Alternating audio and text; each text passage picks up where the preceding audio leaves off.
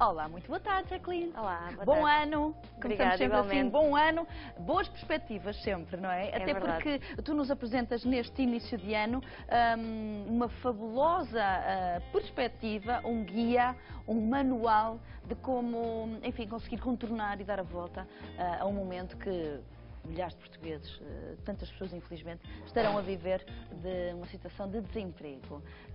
Eu começo, antes de começar a explicar tudo, começo exatamente pelo início, que é o mais importante. Tu própria defrontaste com essa situação e conseguiste dar a volta a essa perspectiva menos boa na tua vida. E a partir daí também depois quiseste colocar nas páginas deste livro. Exatamente. Quando ficaste desempregada, que sentimento é que te incomodou, não é? Que se apoderou também de ti? Como é que conseguiste depois dar a volta a isso? Este livro surge exatamente neste meu processo de desemprego e aquilo que eu tenho aqui é um guia para que todas as pessoas, ou pelo menos algumas delas, possam utilizar e possam ultrapassar a situação tal como eu ultrapassei. A questão é que existem determinados pontos em que a pessoa constrói a sua vida com base no pressuposto que a sociedade também nos diz. Exatamente. Portanto, nós temos que estudar... Estamos formatados ainda, Jacqueline? Ainda estamos. Mas vamos mudar isso.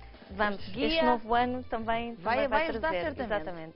exatamente. Portanto, a pessoa, quando se depara com o desemprego, tem sempre uma sensação de choque, portanto Claro. é imediata, porque a pessoa fica sem os valores, ou pelo menos questiona muito aquilo que sempre fez, aquilo que sempre foram os seus pressupostos, e então aquilo que acontece é que passa por um processo tal como eu passei. A pessoa primeiro fica em choque, depois em negação, e depois eventualmente, isto são 4 fases que eu aqui também refiro, com base em alguns psicólogos que também investiguei um pouco para perceber o que é que estava a passar comigo. O que é que emocionalmente também acontece? Depois também há a fase da revolta e depois chegas eventualmente a duas perspectivas, que é ou ficas de braços cruzados e te lamentas, o que é o caminho, infelizmente, de muitas pessoas, ou então, tal como tu, contornas a situação e vais à luta.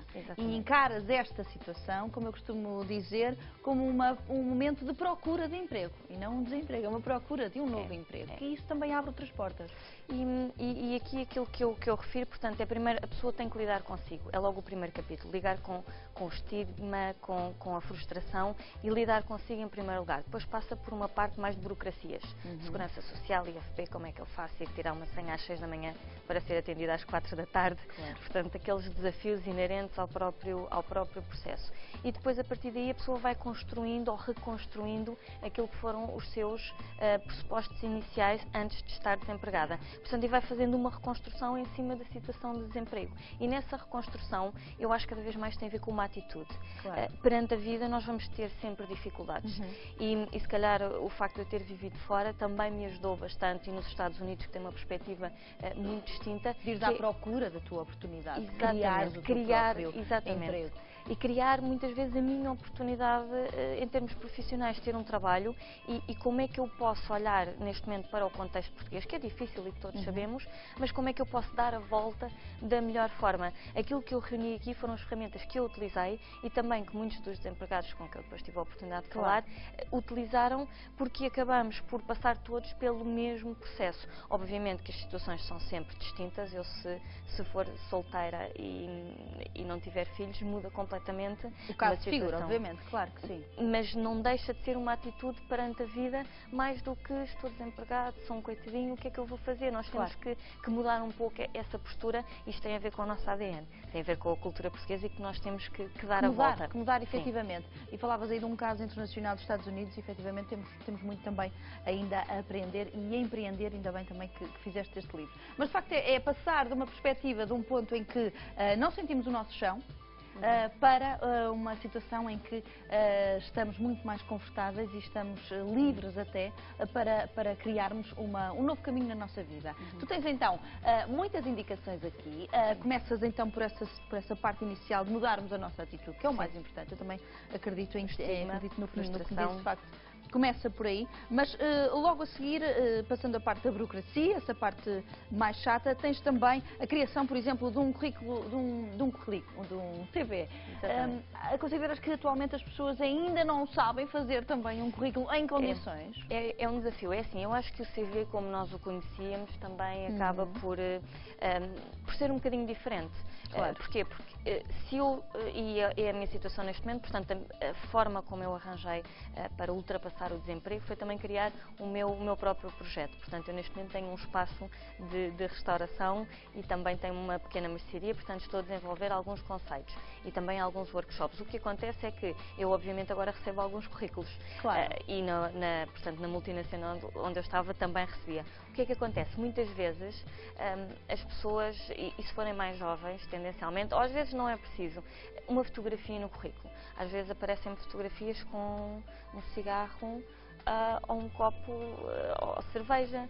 Ou fotografia de social, de uma saída. Sim, tirada do Facebook e recortada com a cara da outra pessoa ao lado. É assim, isso eu acho que é um daqueles dados que nós pensamos, isso é óbvio, mas ainda acontece muitas vezes. Erros ortográficos, portanto a pessoa assim que começa a escrever, começam-se a notar alguns erros naquilo que é uma ferramenta para a apresentação. Portanto aí... Um cartão de visita logo, não é? Exatamente. O currículo, o que eu ia dizer é que o currículo como nós o conhecemos acho que deixou de existir, porque as empresas recebem centenas de currículos, se calhar numa base diária. Claro. O que eu acho que é importante é essa atitude, mais do que o currículo, é vamos bater à porta dos sítios onde queremos trabalhar e vamos perguntar, olha, eu tenho disponibilidade, posso não ter experiência, posso ter experiência numa área diferente, posso ter muito mais habilitações, mas estou disposta a tentar, a aprender, e eu acho que muitas das empresas hoje em dia estão abertas a isso. Claro, precisam dessa disponibilidade, não é? Exatamente, e eu tenho que mostrar quais são as minhas competências e como é que eu posso ajudar aquela empresa a crescer, porque se a empresa crescer, eu enquanto colaborador vou crescer. Claro. E nós dizemos sempre, é difícil, não é bem assim. É verdade, mas, por exemplo, se eu quiser arranjar pessoas para trabalhar comigo, eu tenho tido uma dificuldade imensa. Depois dizem, paga mal. Não tem a ver com o pagar mal, tem a ver com a pessoa tem que investir um pouco e se toda a gente ganhar, as empresas acabam por ter uma dinâmica diferente. Que é também ir contra o próprio pensamento típico do português, da cultura portuguesa, que é efetivamente não vestirem a camisola. Quando estamos a falar de espírito empresarial, isso acaba por ser muito importante, efetivamente, e que vemos em grandes empresas, quando são de sucesso, é porque são centenas de pessoas unidas num único objetivo e motivadas para isso, mas também sentirem-se realizadas por isso mesmo. E as pessoas sentirem-se assim também acaba por ser muito importante. Nos dias de hoje já não temos, se calhar, como estávamos a falar, Jacqueline, o currículo em papel, digamos assim, não tanto, não vemos tanto, mas temos sim o networking.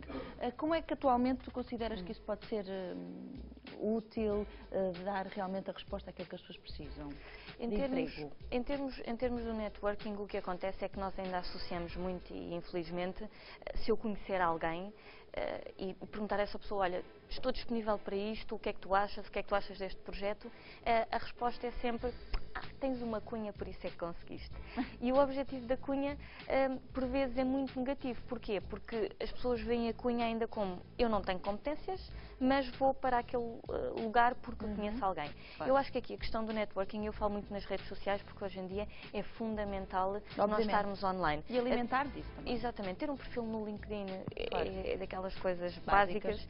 E o networking acaba muito por ser falar com as pessoas que nós conhecemos à nossa volta, porque toda a gente, de uma forma ou de outra, está a fazer alguma coisa, e tentarmos falar com essas pessoas no sentido, olha, eu tenho esta ideia, o que é que tu achas? Podemos trabalhar em parceria, podemos desenvolver alguma coisa? Mas para ti o caminho vai passar pelas pessoas criarem o seu próprio trabalho, como tu fizeste, começaste a criar num conceito, num projeto. Eu já tinha, portanto, eu quando saí da faculdade trabalhei em startups, trabalhei numa multinacional e pelo meio já tinha aberto a minha primeira empresa.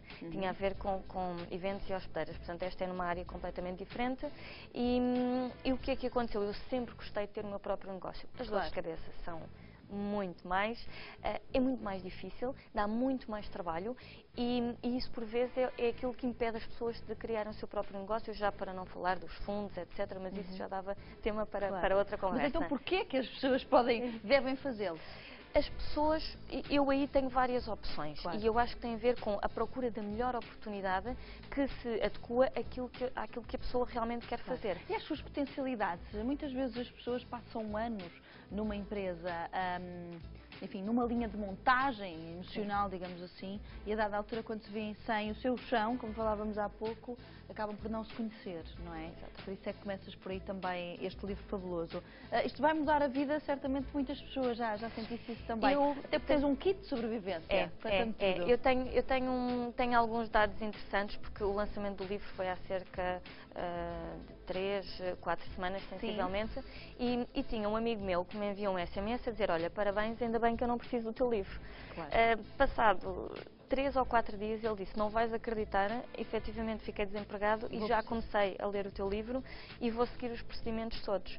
Portanto, isto também é interessante, porque eu tenho tido algumas pessoas que me conhecem diretamente, claro, e que sinto mesmo que as têm ajudado. Eu acho que isto é uma mais-valia. Aqui não vamos considerar, não é uma questão de um livro de autoajuda. É teres uma orientação, sobretudo de alguém que já viveu isso.